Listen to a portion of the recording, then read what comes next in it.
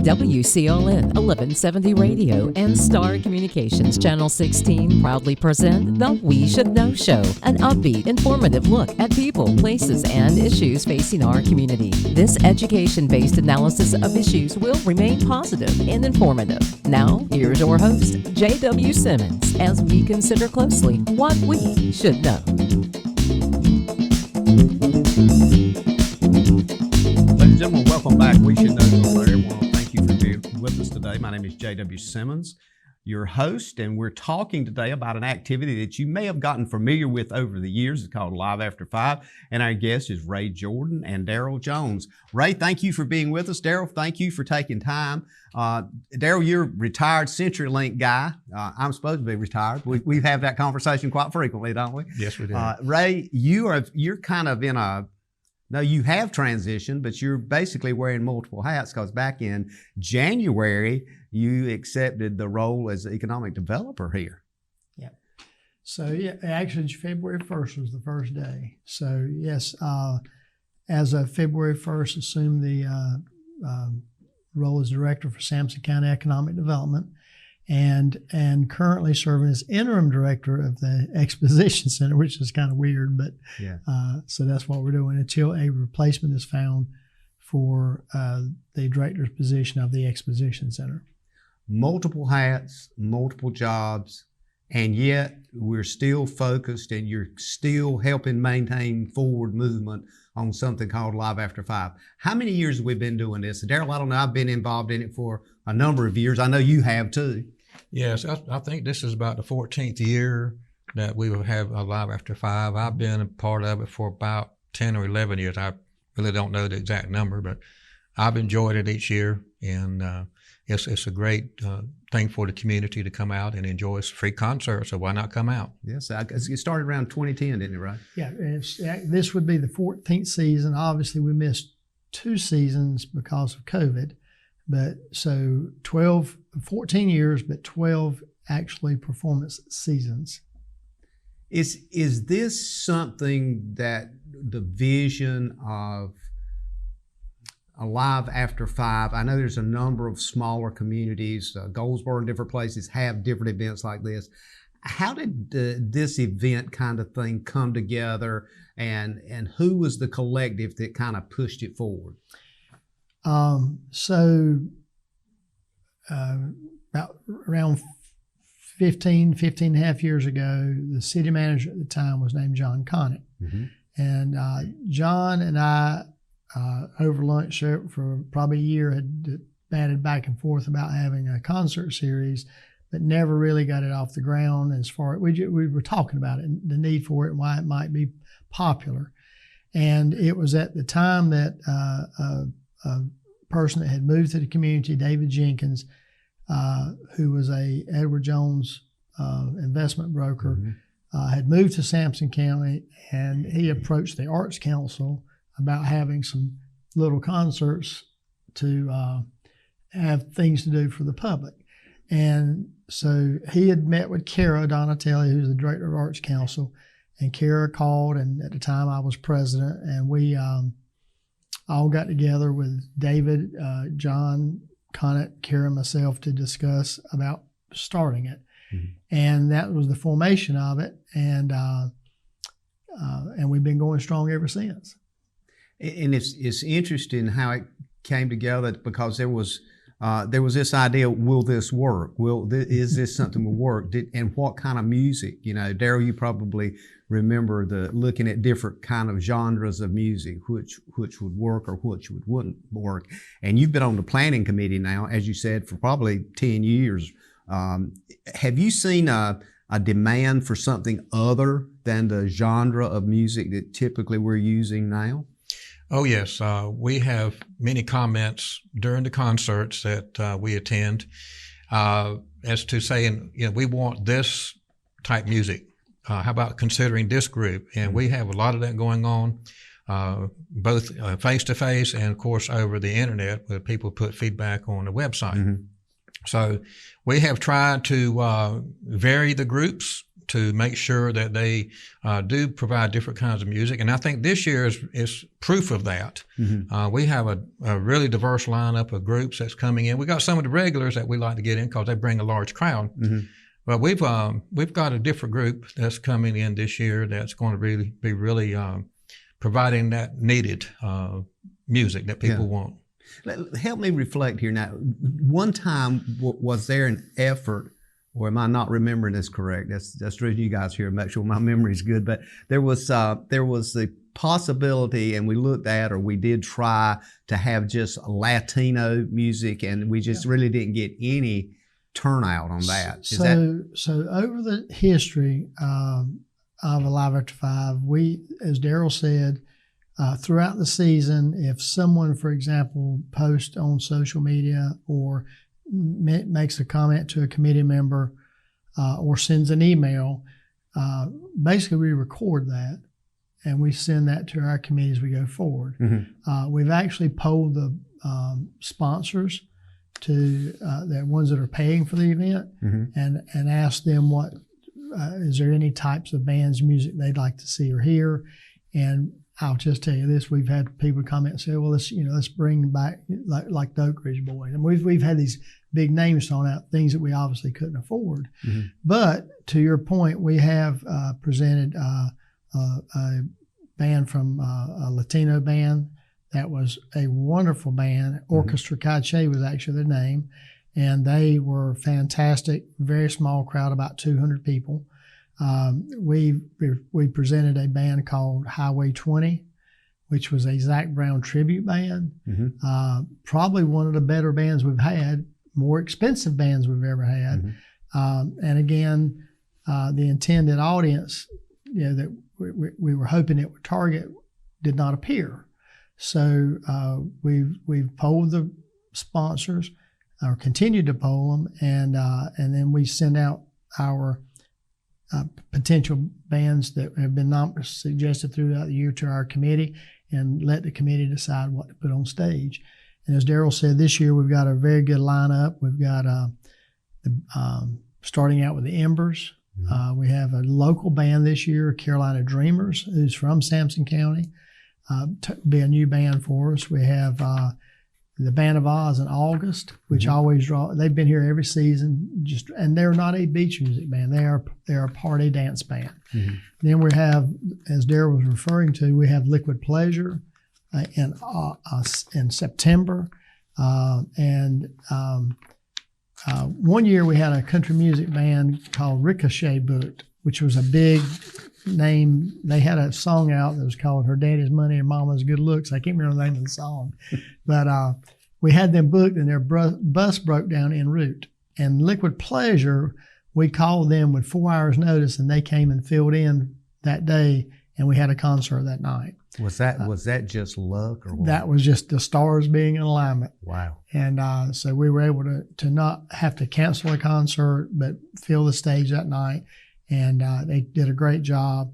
And then this year, closing out the season with Jim Quick and Coastline, which is, them and the Band of Oz are the two that people ask for over and over and over. Well, he's got a following, guys. I mean, it's Mm-hmm. like when you have him, there's people just literally follow that band around. Yep. What's the draw? What's the draw with Jim Quick? Well, it's a cross between beach music, soul music. It's just kind of, he calls it Carolina swamp soul. And but it just, people come out for it, and they enjoy the music, and it's highly energetic during the show. So Darrell, I know you've been there, and you're the guy that does the announcements, and you look out at the crowd and so forth.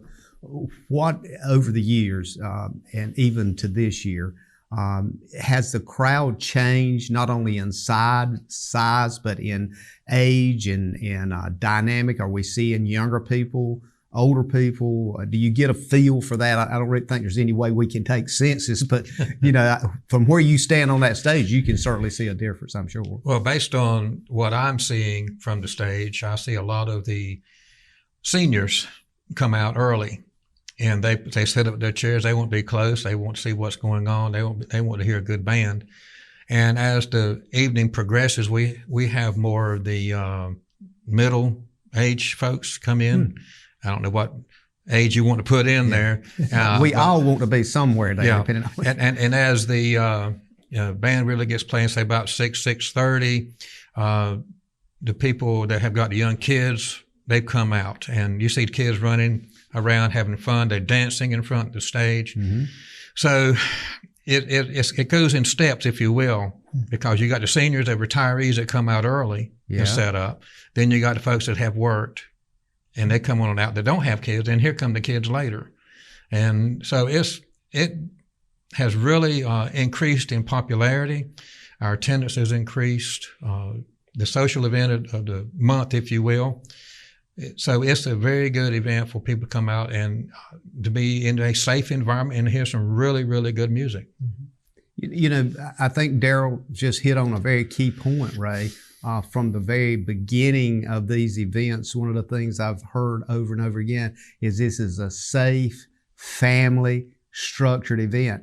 Now, 10 years ago, that was important, but it is becoming, and as of us sitting here today, that's probably the most important part. When people hear something, you have to ask yourself, do I really want to go there? Is it safe? I think it's a pretty bold statement. Oh, it is. And luckily, you know, for all these seasons we've been able to present, we partner with the City of Clinton Police Department and the city, of course, and we have a security presence there during the events. And I can't name you a incident we've ever had where we've had any issue.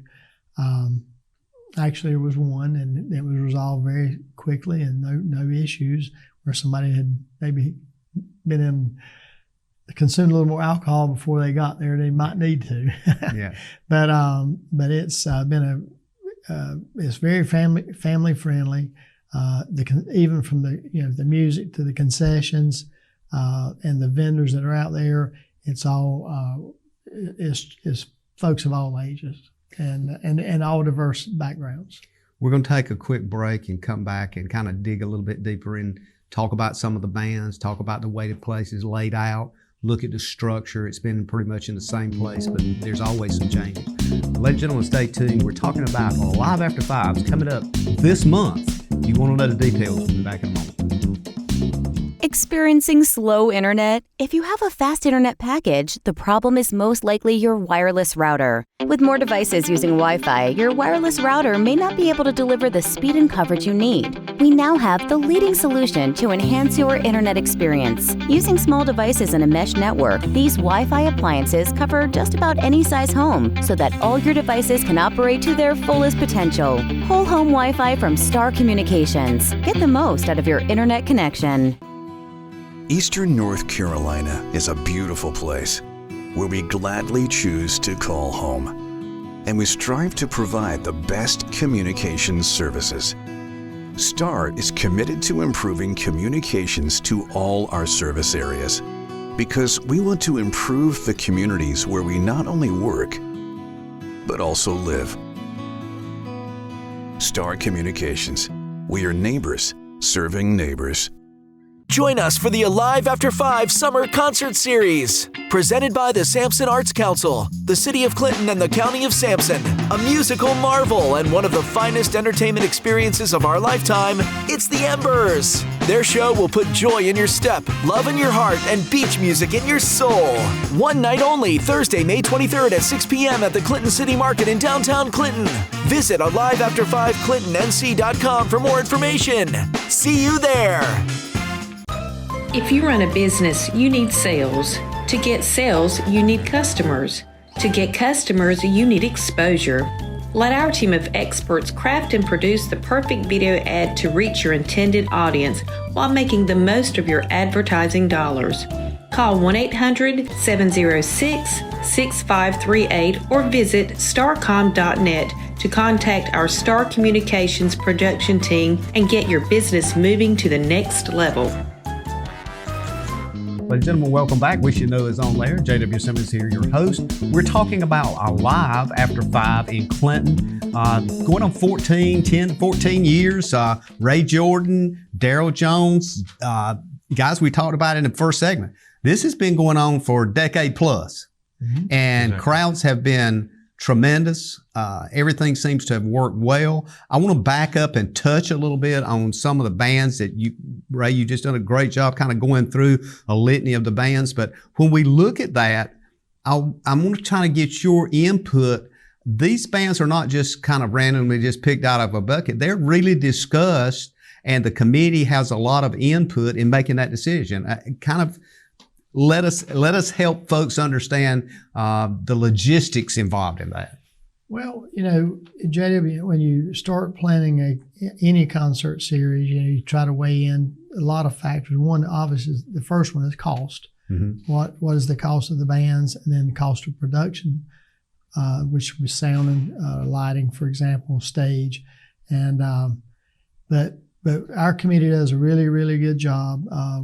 They're vetted out among the group, and like I said earlier, we strive to seek input from the sponsors, because it takes money to keep it going. Mm-hmm. And actually, this year, JW, and I haven't even shared this with the full committee because we just literally finishing it today. This year is actually our best year ever as far as our sponsors. So we're very thankful for that, and it will allow us to produce a season without, with the full knowledge we've got the funds in the bank to do it. Each season has to pay its own way. There's no Arts Council dollars in it. There's no county dollars in it, so to speak, or city dollars. Mm-hmm. All that it takes to make the concert possible, from the insurance to the stage, to the feeding the bands, to signage, whatever it may be, all that money is donations from our community. This year, we're going to be in excess of $100,000 in donations between cash and in kind, and this year will mark the largest cash donations we've had in the history of it. So we feel that as a group that our efforts and that the sponsors are appreciative and place value in what's being presented to the community. And we're going to get into looking and speaking about some of those sponsors. Darrell, you've been in it, and you're active here in the community with the chamber and everything else. Again, you're kind of like you're supposed to be retired, but you're very active. What are you hearing from people about these kinds of events? I know we just finished an event here with Corporate Extension, Ag Day, in this facility, and there was just hundreds of people turned out. Are you hearing from the general public and people you talk to, they want more of this kind of thing? Oh, yes. Particularly we've got a group of ladies that do their line dancing. Mm-hmm. And I really can't call their name, but they like to get out and line dance when the band is playing. They do an excellent job. Mm-hmm. Now, there's probably 15 or 20 of them. Mm-hmm. I have been approached multiple times by those individuals saying, hey, we need a band in here that we can line dance to. Mm-hmm. And I think we've honored that this year with these bands we've got coming in. So I've heard a lot because I've walked the crowd. Mm-hmm. And I asked people, how's it sounding? What do you think? And they don't mind telling you. I mean, it's nice comments, but sure. I'll take those to heart and share them with the committee and go forward with it. Mm-hmm. And so I think we've done a good job this year of selecting bands that will at least honor their requests for line dancing. Darrell's a very good moderator. I think he's exactly right. People kind of depend on him. A lot of times they may say something to Darrell that none of the rest of the folks will hear, but they're going to tell him what they think. That's right. And I think to JW, take it a step forward, I think maybe part of what you were getting at is the community involvement and the quality of life initiatives that are occurring across the county. Mm-hmm. You mentioned Ag Day. So just this past Saturday was Bloomfest in Roseboro. Also, right now underway, there is a effort in Roseboro. They're presenting Live in the Borough, which is a similar type concert series. And the town of Roseboro applied for a grant. I'm very envious of this for our series, and they're actually going to be constructing a stage. They received 2 grants to build a permanent stage mm-hmm. for their concert series and for other events that they have. But you're seeing these events that go on in our community. This past Saturday night, Sampson's Got Talent was the first time that was presented by the Arts Council. About 300 people in attendance. There was a grand prize winner of $1,000, a totally new event. And people are looking for, or continue to look for, fun things to do, family friendly, and entertainment options in our county. And the more of these that happen, the better it the more it offers our residents of our community, as well as how it attracts visitors to our community who also spend money while they're here. I think it's an interesting point. I want to kind of follow that thread if it's okay. One of the things I've noticed, and of course, we have a viewing audience in Bladen and surrounding counties, and of course, Elizabethtown is doing a lot of stuff downtown. Is that kind of gravitation to pull people in from the region? Is that critically important to the economics of business and the economics of government in smaller rural areas? Oh, definitely, yes. The more quality of life initiatives that are in a community, the easier it is to attract a doctor or to attract a new industry or a new business, and to have things for folks to do. So, and oftentimes these initiatives, like Ag Day or the Live After 5 or the Live in the Borough, whatever they may be, these are done by most everyone I've just named is some sort of a nonprofit. These are things that the government are not going to do, and generally in our community, the private sector is not going to handle, so the nonprofit sector is picking it up. And the value that it adds to the community is, I don't know if you can even you can't put a number on it, but it is extremely important for the community and for folks to have a sense of pride in the community and thinking and feeling there are things to do without me having to drive from here to Raleigh or Wilmington or wherever. And then to attract people to come into our community. At every Live After 5 event, I meet people there that I know from Dunn or that I know from Goldsboro or Elizabethtown. So they are definitely attracting visitors to our community. And, for us, what I would say is when someone says a visitor, that's someone that's coming here that doesn't live here, then most of the time they're going to spend a few dollars while they're here and it impacts your economy. Darrell, when you're communicating with a lot of people, and as you said a while ago, I've actually seen you do it. You're walking and talking to different people when the event's going on. Do you get a sense that we're fulfilling what their expectations are, or is there something else? And how important is this piece when we put it out in a regional format for people to come to not only feel safe, but I kind of know what to expect, and I'm at least getting that, or maybe even more than that? Well, the event itself, it speaks for itself because it's free, and we have some very good bands coming in. I use social media, Facebook, to share the postings that maybe Ray puts online, and I've had people from Jacksonville, and away, even Greenville, say they were going to come. Regionally, we look at and welcome anyone that wants to come in and offer suggestions on improving. Ray alluded to the fact that Roseboro is getting a stage. That's something that we've talked about as well. And maybe one day that will happen. But if we do that, that will actually be that much more advantageous to us to bring bands in. Because we have a permanent location and they know what to expect from coming here. And not only with the band's expectations, but we meeting our patrons' expectations as well. Ray, you've advocated for a venue that did have, in fact, you've talked about having an outdoor amphitheater. You've said that many times. You and I both have had conversations. So if you look at what Darrell's alluding to, if that were in place, would it move this kind of event to other kinds of events as well? Well, we got about a minute here before we have to go to break. One of the things, yes,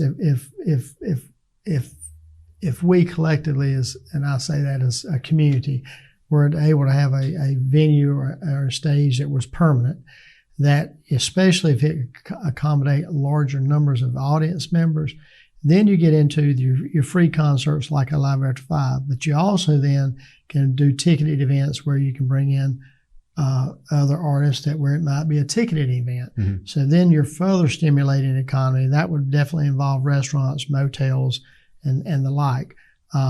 So it would be wonderful if we had a place to do that. And this is going to sound, people are like, well, you're crazy. But, that magic number, if you can accommodate 4,000 people, then you get into the arena of presenting artists that are maybe on the national stage. Most definitely would be on the regional stage. As an example, Duplin County coming up in July is presenting Tracy Byrd, who we had here years ago, which is a large, he was very big, years ago, still got a great string of hits that were number one hits in the top 10 in country music. So those type things, people want to go, they're going to pay for entertainment and they want to have a great time and feel safe. And that venue that they have in Duplin County is a nice venue for handling a much larger crowd than that. They can accommodate about 4,000 people. Yep.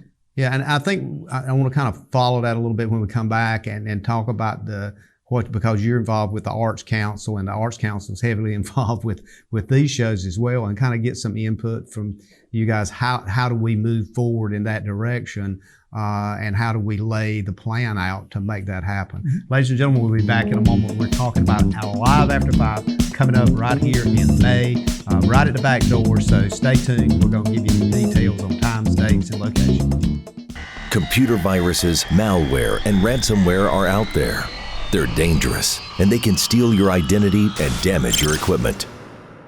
Star Communications is now offering Protect IQ. The service adds an extra layer of protection to every device connected to your network, working quietly in the background. Star can help you protect yourself from the inside out with Protect IQ. Call Star today and take advantage of this free service when you sign up for whole home Wi-Fi with Star Communications. Announcing a super spring savings offer from Star Communications Security. Throughout the month of May, receive a free outdoor Wi-Fi camera when you purchase an alarm system with Total Connect video monitoring from Star. Experience the confidence of being able to see and hear what's going on at your home or business. All this from the convenience of a smartphone or mobile device. Do not miss out on savings valued at over $200. Be sure to sign up during the month of May to take advantage of this super spring savings. Welcome back, folks. We Should Know is on there. J.W. Simmons here, your host. We're talking entertainment. We're talking with Ray Jordan, is now the economic developer in Sampson County. Also still wearing the hat, making sure these kinds of things is happening. Ray, thank you for being here. Darrell Jones is with us, and Darrell is a retiree with CenturyLink. Spent a lot of years on making communications happen for everyone. Darrell, we appreciate all the things you've done in your life up to this point and continue to do. So I want to kind of get back into this conversation.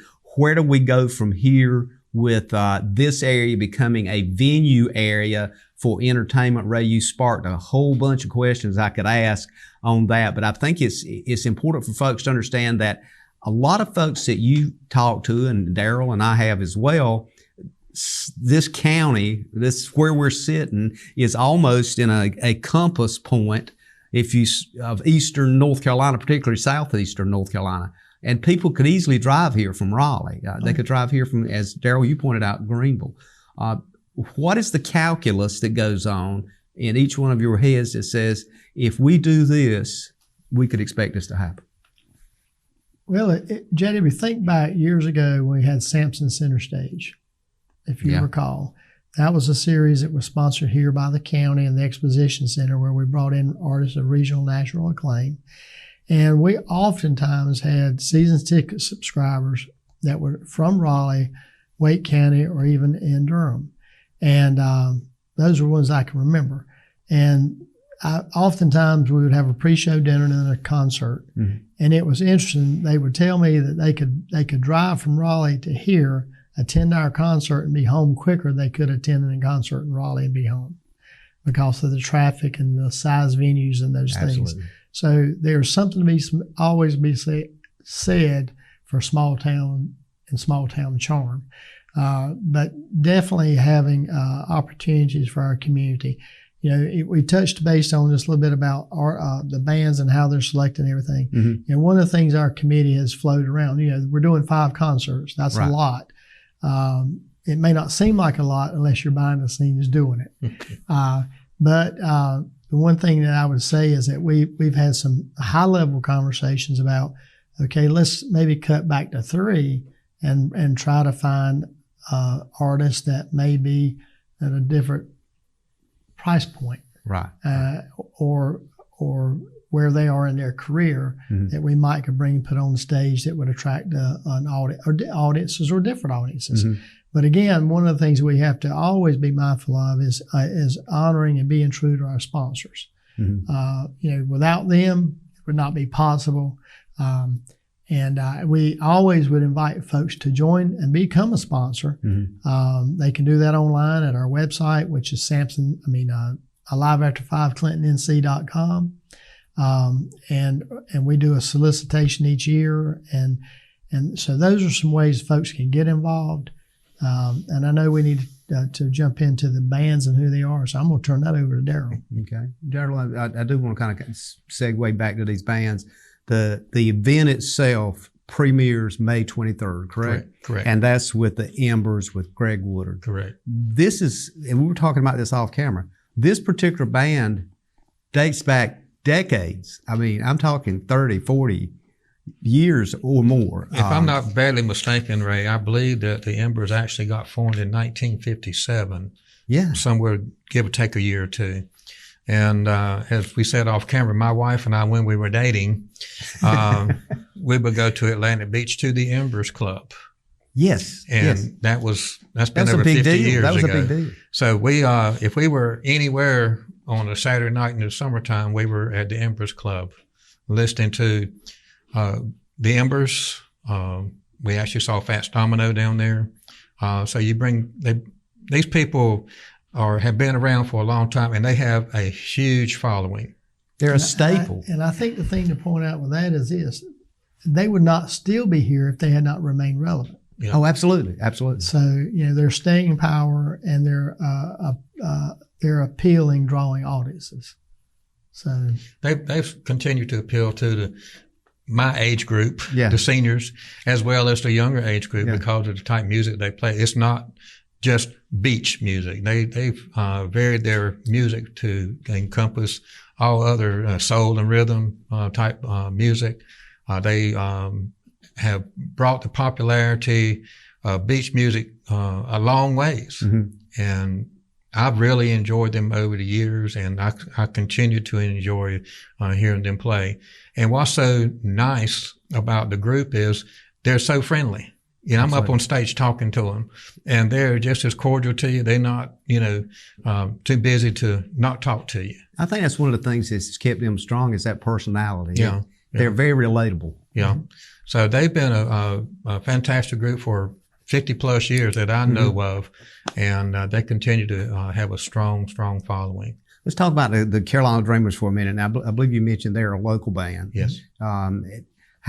Tell us something about that, because I heard some names here and there thrown out, and I think I know some of these guys. I'm not sure, but they are from Sampson County. Correct. Steve Powell is from the Keener area. Him and his wife Deborah, and they have been playing music for they've had this band for like about 7 years, I believe.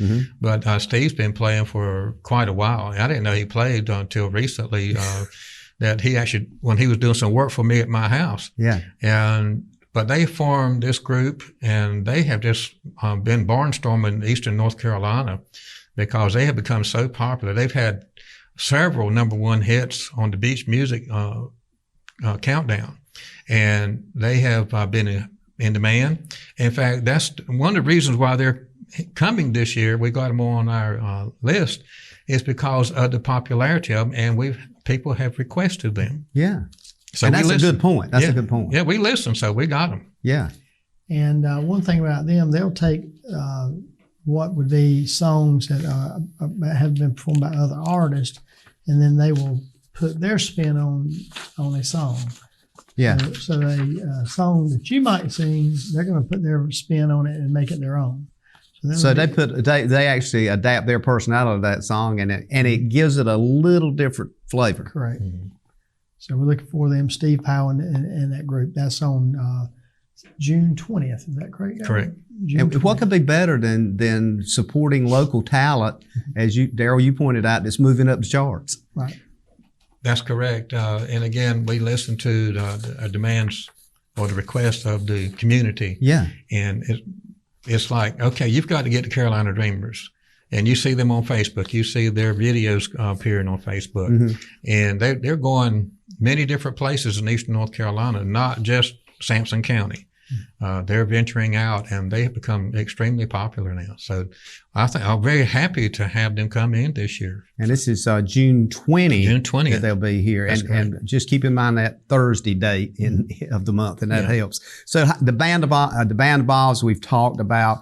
I want to touch on the Band of Oz. I think, again, the Band of Oz to me is one of those names that's been out there for some time. That's how should I put it right? Validated. They have validated themselves. Yeah, they're just they're probably, of the regional bands, they're probably one of the most popular. And they play from Maryland to Florida and everywhere in between. Mm-hmm. And they just do a great job. The energy on the stage is wonderful. And they're local. They're from Dunn. That's where Raleigh and Durham is where the most of them are from. And Dunn and Raleigh, not Durham. But just a great group of guys, and just very easygoing. And they put on a high energy show, and it is very diverse in the music they play. They play a little bit of everything. And I find that I think also they're up and down the coast, everything from Virginia to North Carolina, even down to Georgia and different places. They're constantly traveling. So the next one up is Liquid Pleasure. That's within itself, September 26th, Liquid Pleasure. The name itself gives you some kind of mental, I'm not sure whether we're thinking whipped cream or what here. When you think about longevity, we talked about how when the band of the Embers were formed and how long the Band of Oz has been around. Mm-hmm. Liquid Pleasure has been around even longer. Big Kenny Mann is he's the original member and founder of the band.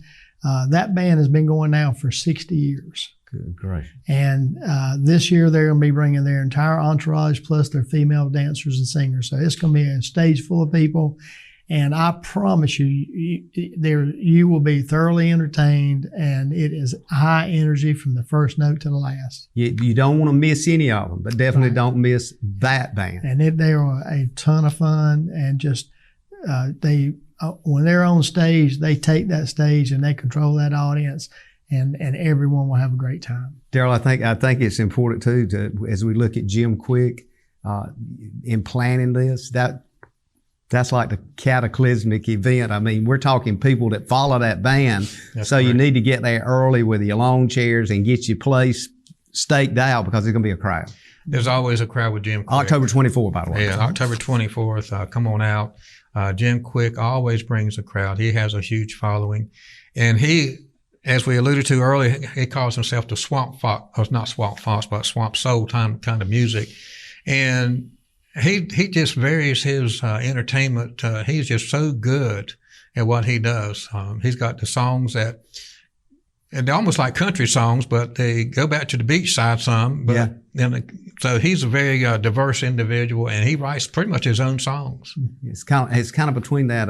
What do we call it? The country pop or country rock or something, and it's back and forth. But the relationship again with him and his band with the audience has always kind of something I always kind of cue him on, because he kind of connects with that audience. Mm-hmm. He does, and it's the whole group that is here on stage, and I promise you there'll be people from surrounding counties when he comes out every time. Absolutely. We're going to take a break. When we come back, I want to talk about something we've alluded to a number of times in this conversation. That's the sponsors. I want to zero in on that and give you some time to support that. Ladies and gentlemen, we'll be back in a moment. We're talking about Alive After 5 coming up here in May. You don't want to miss one of these. All of them are going to be great. We'll be back in one moment. How can your friends save you money? It's easy. Refer a relative, coworker, neighbor, or friend to Star Communications. Friend signs up for high-speed internet service. Friend's new account is confirmed. Friend gives your name to our service representative as the one who referred them to Star. You receive a $30 internet credit.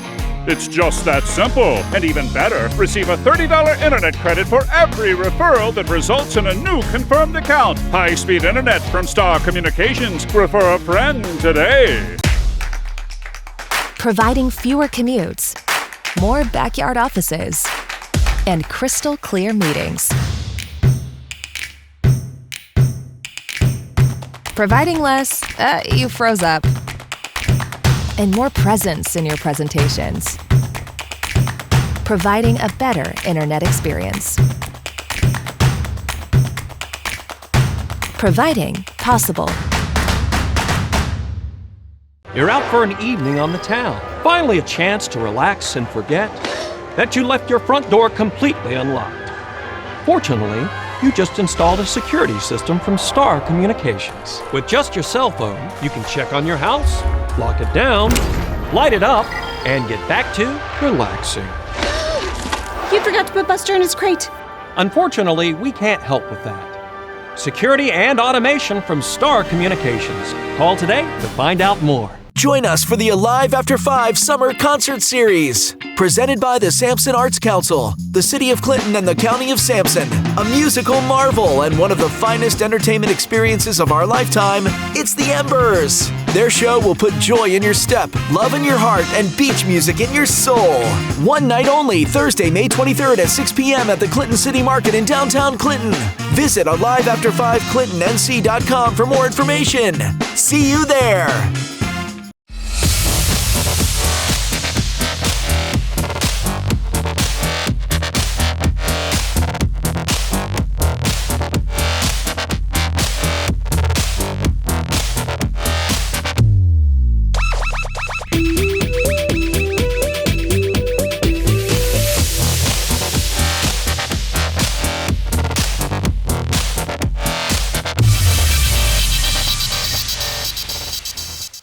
Welcome back, folks. J.W. Simmons here, your host. The name of the show is We Should Know. We're talking about Alive After 5, starting right here in May. A dynamic events that's happening where you can get to easily.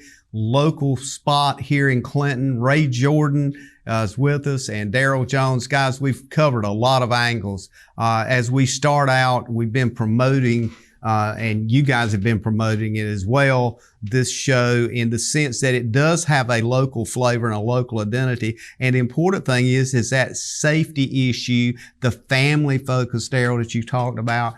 Ray, you talked about the sense of, hey, it actually brings dollars into the community. The other thing that I really wanted to kind of get in on this final part of the show is the importance of what we alluded to, or you alluded to in the beginning, the sponsors. Yep. That really, without the sponsors, this could have not gone on for 10 years or 12 years, or how many years it's been. Yeah, we've been very blessed from the very first season to have very, very good community support in the term of sponsors. And a little bit about our sponsors and their sponsor levels. For Alive After 5, sponsorships range from $250 and up. We actually have sponsors who contribute in excess of $20,000 in kind, and we have cash sponsors that are $5,000 and more. But we have a very wide variety. We have probably an equal number of every category. So they are a bronze sponsor at $250. We have a silver sponsor at $500, gold at $1,000, platinum at $2,500, and $5,000 would be diamond. And then we have media partners, concession partners, and all of those folks combined are what makes these seasons successful. And as I said just a bit earlier, this year, Darrell and I were just talking about this just before the show, will be probably our best fundraising year ever for the season. It's not probably, it will be. And you know, when you can call a sponsor and they can identify readily with you when you're asked, and it doesn't take you 3 days to explain something to them. They understand. They already know. They already know the history side, and they're willing to participate and know that you're going to do what you say and present something that they can put their name behind, because their sponsorship is showing support for the community and for the bands and we put on the stage and for the committee. And JW, I would wish I had counted the number of sponsors that are on that list that have been a sponsor every single year. I would say that probably more than half were there the very first season. Darrell, I think one of the things that strikes me with that is that these sponsors apparently has discovered that there is a cash benefit to them by being involved with this. Well, that's one thing that we focus on, especially when I get up on stage I call it intermission, is that we bring to light all the sponsors that are there. We bring up the platinum and the diamond sponsors. We highlight those, and we really appreciate them. But we bring out these sponsors to let everybody know, if you're in the area and you are needing something, tires, just whatever, go to these people that help sponsor this event. It's very advantageous for a sponsor to be on that list, whether it's the 250 or the 5,000, because we have a board at the event that has all the sponsors on it. And if it's a small business, okay, they're on there. So they can patronize those businesses. And that's what we encourage. That's what I encourage when I talk to people. We need to go see these people and thank them.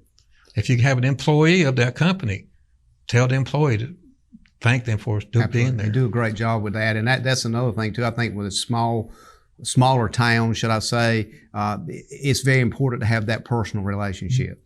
And sponsors know that. Yeah, and a lot of times their sponsors, they may bring some of their better customers with them, or their customers, or they may give them the customers to use their tickets. So there's ways to do that. But every sponsor level comes with benefits to the sponsors. There's T-shirts, there's tickets, there's online promotion. There's their logo might be in everything that we do for the whole year, depending on the level they're at. And things that we need to be sure we don't leave out. Each of these events, JW, will have our food vendors with us since the very beginning. Simply Delicious, Mr. Ingram and his wife, they'll be there with their funnel cakes, which always are a hit, and his red velvet one last year, everybody just loved that. Oh, absolutely. And this year back again with us for the third season in a row is Azel's Catering and the Something Good food truck. They'll be with us at the events. Plus, Azel's is the official Live After 5 sponsors reception sponsor, along with Party Perfect Rentals, who donates all the tables and decor for our sponsors' receptions. So those are events that are held. So if you have interest in becoming a sponsor, it's not too late. We can accept sponsors probably up until tomorrow. Well, the show will be aired by now, but these things, but you can still become a sponsor. Some of the benefits may not be there at the time, depending on the time. If they have a question, they can call your office and find out if it's still available. And but going back to our what I would consider to be our legacy sponsors, Star Communications. Star Communications and your show, we should know, has been with us since the very beginning. Our major sponsors this year include Dubo Strapping Incorporated. We've got Handy Hugo's has been with us since the very beginning. Our other $2,500 sponsors that are the platinum sponsors that are with us. The Sampson Community College, they've been a sponsor for years. They'll come out and they'll have a booth and be talking about the programs that are offered at the college. And this year, one of our new platinum sponsors will be International Minute Press. There's a new major sponsor for us this year. We have Smithfield Foods, 4 County EMC. Some of our newer ones this year, South River EMC. So we've got a wide variety of sponsors that have been with us for a very long time, and every one of them are equally important. And we're just so thankful for their support and their trust in what we put on the stage. Wouldn't you agree, Darrell? I agree. It's amazing as to how well the corporations, the local businesses, and individuals They don't have to be a business to be a sponsor. I mean, you and I can be just sponsors ourselves. But it's amazing just how well people do turn out with their funds to help sponsor such a good event. And I believe it's simply because, excuse me, but it's well run. It is a family environment, and it's very safe out there. So it is a great event. The sponsors know it, and they show up every year wanting to be with us. And JW, one thing we haven't told them, where to go. That's right. So this year, and as in the past, our Live After 5 series will be presented at the Clinton City Market, which is 215 Lisbon Street in downtown Clinton. The concerts start off with our DJ, Robert Stroud, who's been with us since the beginning, playing, spinning a lot of tunes to get those line dancers on the floor from 5:30 to 6, with our bands taking the stage from 6 o'clock until 8:45. Generally, there could be 1 to 2 breaks in between, but the concerts start at 6 and go till 8:45. Free to the public. With just a few things that there will be there. Again, we've got our 2 food vendors. There will be a beer garden, sponsors reception for those sponsors. We would caution everyone that there's no coolers allowed. And no pets are allowed, just for the safety of everyone in attendance. We encourage everyone to bring a lawn chair, and then also bring 2 of their best friends. There you go. And Duplin Winery is still a sponsor. Duplin Winery's been with us. And a lot of folks find that, Darrell, I think you and I both have seen that booth just kind of light up because people line up over there. But it's really a collective of all kinds of folks that really make up the community. That's correct. And then, other thing that we've, at each event, we have sponsors that are there as exhibitors, and they oftentimes have quality items that they will give to those in attendance. There was a door prizes and great places to hang out. And so this year, 5 great concerts starting in May. June, we'll skip July. Yes. August, September, and October.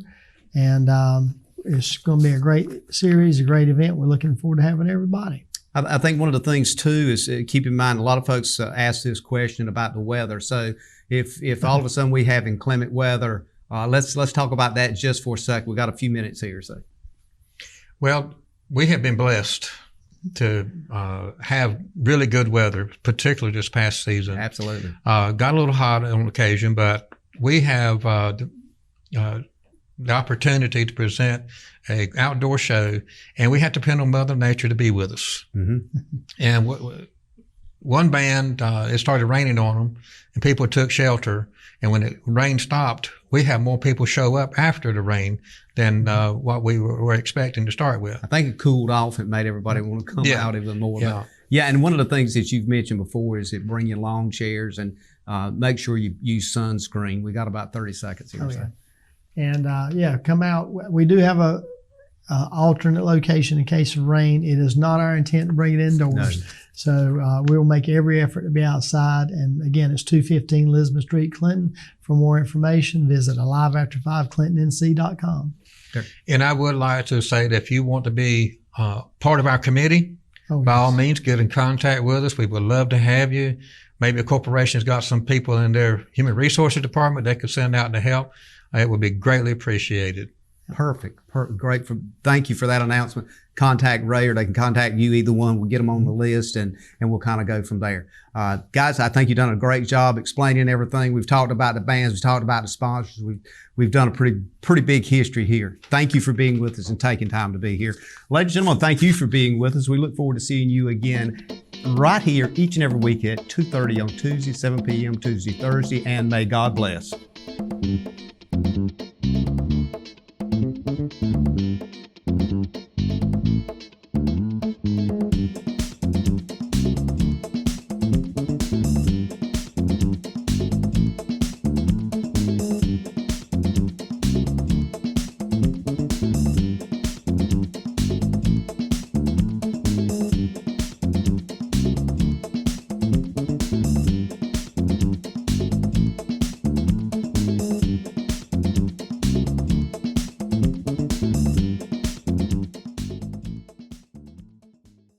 Thank you for tuning in to this week's episode of We Should Know with host J.W. Simmons. If you have a question, comment, or suggestion regarding this or any episode, please send your emails to weshouldknowedu@gmail.com. And remember to tune in every Tuesday at 2:30 for another informative episode of We Should Know.